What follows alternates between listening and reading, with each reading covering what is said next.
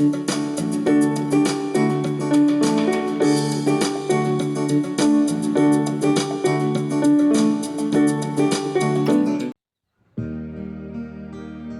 सभी विश्वासियों को जयसु। आज का सुसमाचार संत मार्कुस के अध्याय 9 वाक्यांश 30 से 37 से लिया गया है। यीशु और उनके शिष्य वहाँ से चलकर गलीलिया पार कर रहे थे। यीशु नहीं चाहते थे कि किसी को इसका पता चले, क्योंकि वह अपने शिष्यों को शिक्षा दे रहे थे। यीशु ने उनसे कहा, मानव पुत्र मनुष्य के हवाले कर दिया जाएगा। वे उसे मार डालेंगे और मार डाले जाने के बाद वह तीसरे दिन जी उठेगा। शिष्य यह बात नहीं समझ पाते थे, किंतु यीशु से प्रश्न करने में उन्हें संकोच होता था। वे कफरनाहुम आए। घर पहुँचे। ईसा ने शिष्यों से पूछा, तुम लोग रास्ते में किस विषय पर विवाद कर रहे थे?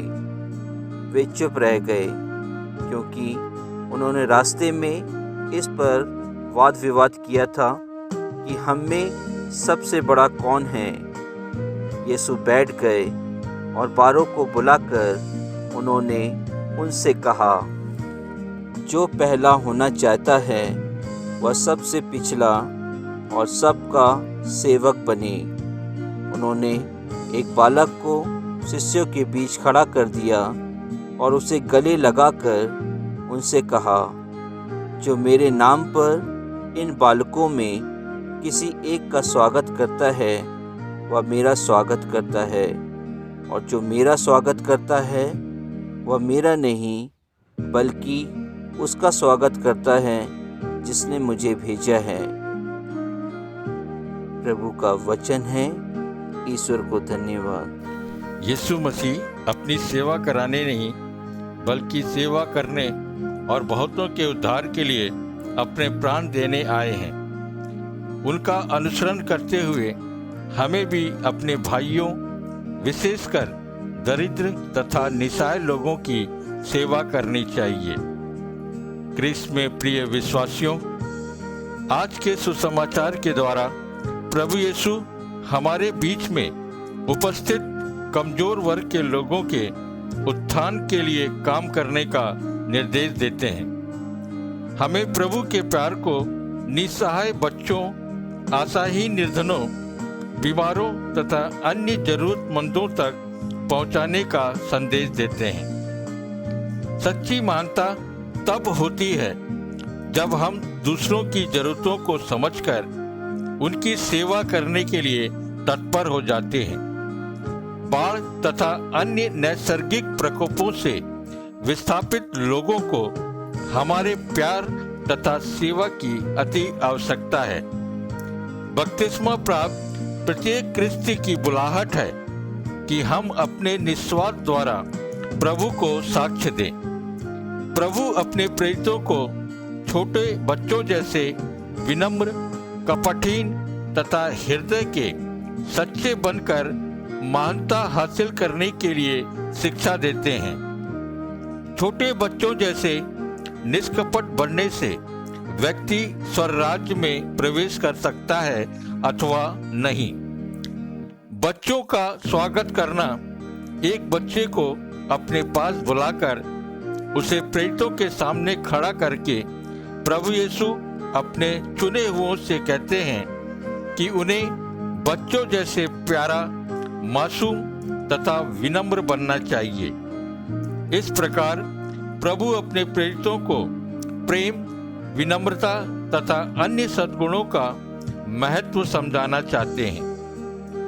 प्रिय विश्वासियों, प्रभु यीशु किन किन लोगों को समाज के कमजोर वर्ग के रूप में पाते हैं? ये वे लोग हैं जो समाज के पददलित हैं, ऊंचे वर्गों द्वारा कुचले गए हैं। बीमार व्यक्ति, पाप के बोझ से दबे हुए निराश व्यक्ति, बुजुर्ग तथा नैसर्गिक और मानव निर्मित आपदाओं से प्रभावित बेघर व्यक्ति। प्रभु का वह कथन जो हमें हमारी मृत्यु के पश्चात न्याय करते समय हमसे कहेंगे, मेरे पिता के कृपा पात्रों, आओ और उस राज्य के उत्तराधिकारी बनो जो संसार के प्रारंभ से तुम लोगों के लिए तैयार किया गया है।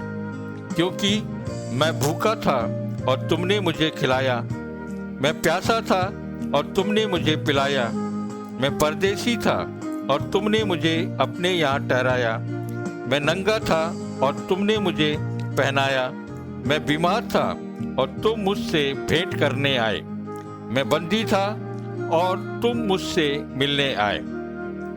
क्रिस्त में प्रिय विश्वासियों, यीशु जो शिक्षा अपने शिष्यों को देते हैं उसे वे नहीं समझने का ढोंग रचते हैं, यानी यीशु की शिक्षा को समझने में कठिन महसूस करते हैं। क्या हम भी शिष्यों की तरह यीशु की शिक्षा को समझने में कठिन महसूस करते हैं? आमीन।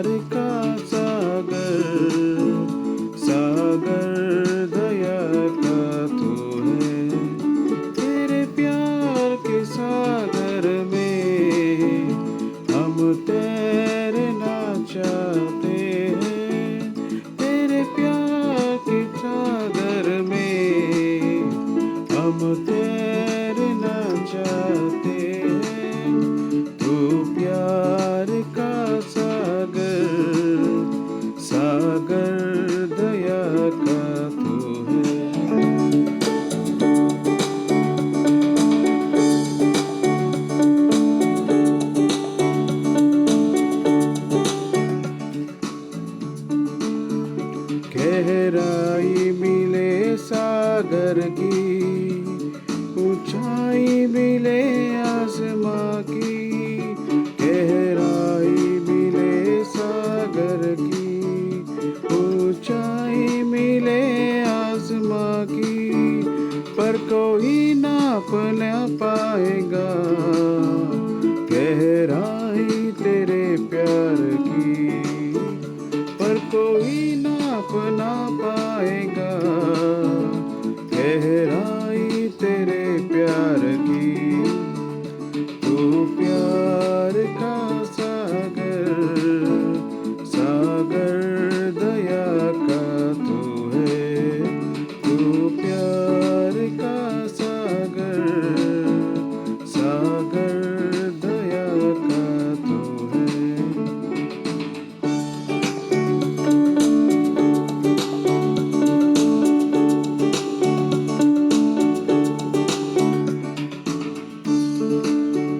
परमेश्वर होने पर भी तू मानव रूप धारण किया। परमेश्वर होने पर भी तू मानव रूप धारण किया। प्रभु तेरे इसी प्यार ने हमको दीवाना बनाया। प्रभु तेरे इसी प्यार ने हमको दीवाना बनाया। तू प्यार का सागर, सागर दया का तू है। तू प्यार का सागर, सागर दया का तू है। तेरे प्यार के सागर में हम तैरना चाहते हैं। तेरे प्यार के सागर में हम तैरना चाहते हैं। तू प्यार का सागर, सागर दया का तू है।